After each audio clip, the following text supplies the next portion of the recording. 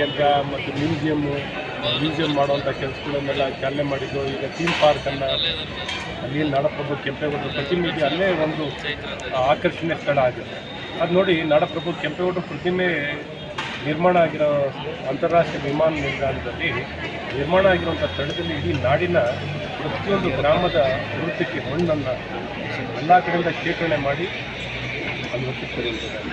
ಹಾಗಾಗಿ ಇಡೀ ಕರ್ನಾಟಕನ ಸ್ಪರ್ಶಿಸಿದಂತಾಗುತ್ತೆ. ಅಲ್ಲಿ ನಾಡಪ್ರಭು ಕೆಂಪೇಗೌಡರ ಸ್ಥಳನ ಭೇಟಿ ಕೊಟ್ಟಾಗ, ಅಲ್ಲಿ ಸ್ಪರ್ಶ ಮಾಡಿದಾಗ ಅಲ್ಲಿ ಇಡೀ ಕರ್ನಾಟಕದ ತಾಯಿ ಭುವನೇಶ್ವರಿ ಆಶೀರ್ವಾದ ಕೊಟ್ಟಂಥ ಮೈಸೂರು ಏರ್ಪೋರ್ಟ್ ಚೆನ್ನಾಗಿ ಆಗ್ತಿದೆ. ಇನ್ನೂ ಚೆನ್ನಾಗಿ ಟೂರಿಸಂ ಬೆಳೆದರೆ ಎಲ್ಲರಿಗೂ ಉದ್ಯೋಗ ಸಿಗ್ತಿದೆ. ಏನೋ ಬೆಂಗಳೂರಿಗೆ ಅನುಕೂಲ ಆಗುತ್ತೆ. ಮೈಸೂರಲ್ಲಿ ಕೆಲವರು ಹೋಟೆಲ್ ಬೇಕಲ್ಲ, ಪ್ರತಿಯೊಬ್ಬರಿಗೂ ಅತಿ ಹೆಚ್ಚಿನ ಎಂಪ್ಲಾಯ್ಮೆಂಟ್ ಸಿಗೋದು ಟೂರಿಸಮ್ನಲ್ಲಿ.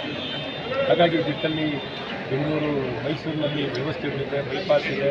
ಇನ್ನೊಂದು ಚೆನ್ನಾಗಿ ಬೈಪಾಸ್ಗಳು, ಬೇರೆ ಬೇರೆ ಸೌಕರ್ಯಗಳು, ಒಳ್ಳೊಳ್ಳೆ ಹೋಟೆಲ್ಗಳು, ಸೌಕರ್ಯಗಳು ಸಾಕಷ್ಟು ಬೆಳೆದಿದೆ.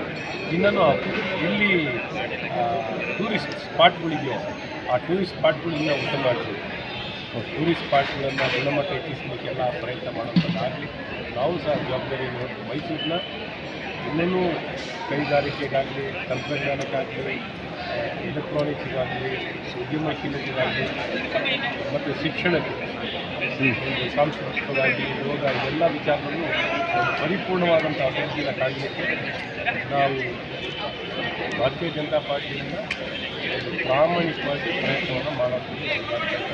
ಇನ್ನೂ ನೀಲಿ ನಕ್ಷೆಯನ್ನು ಮುಂದಿನ ದಿನದಲ್ಲಿ ಔಟರ್ ರಿಂಗ್ ರೋಡನ್ನು ನಮ್ಮ ಪ್ರತಾಪ್ ಸಿಂಗ್ ಅವರು ಮಾತಾಡ್ತಾರೆ.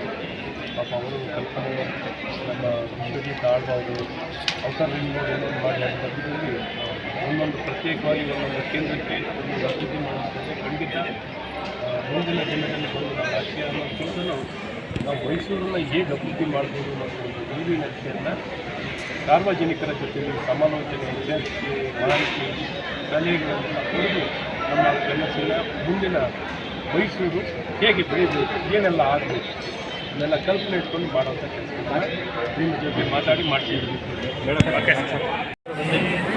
ವಿಡಿಯೋ ಮಾಡ್ಕೊ.